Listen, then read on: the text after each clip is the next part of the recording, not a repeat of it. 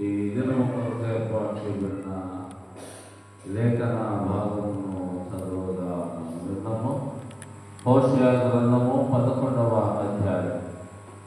హోషేయ ప్రవక్త హోషేయ గ్రంథము 11వ అధ్యాయము మొదటి వచనం నుండి 4వ వచనం, మొదటి వచనం నుండి 4వ వచనం వరకు శ్రీ బుర్ర జయదేవి గారు ముందుకొచ్చి వాస్తవాలను చదువుతారు.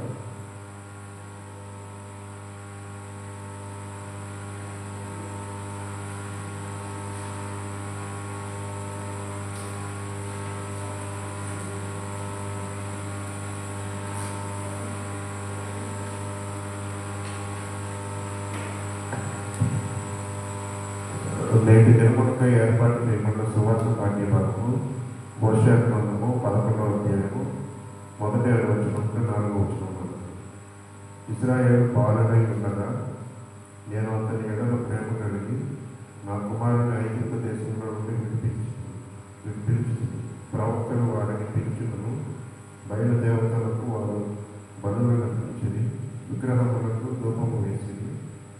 ఎఫ్రాయిము చేయి పట్టుకొని వారికి నడక నేర్పిన వాడన నేనే, వారిని కౌగిలించుకున్న వాడన నేనే వారిని స్వస్థపరిచిన వాడనై ఉన్నాను. ఆ సంగతి వారికి మనస్సును పట్టలేదు.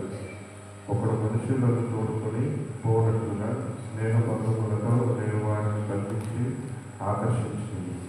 ఒకడు పశువుల మీదకి కాగిని తీసినట్లు నేను వారి కాగిని తీసి వారి ఎదుట భోజనం పెట్టింది. దేవుడి వాక్యాన్ని దీవించుకుంటున్నాను.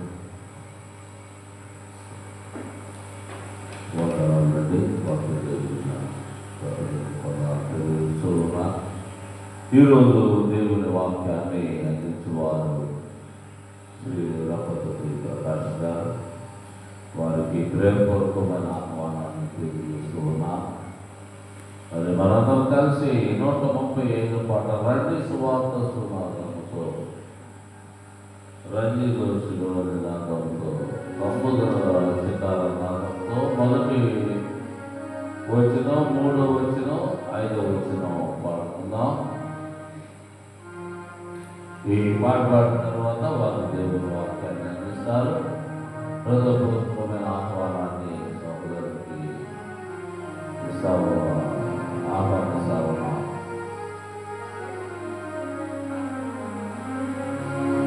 రండి సువార్త సునాదముతో,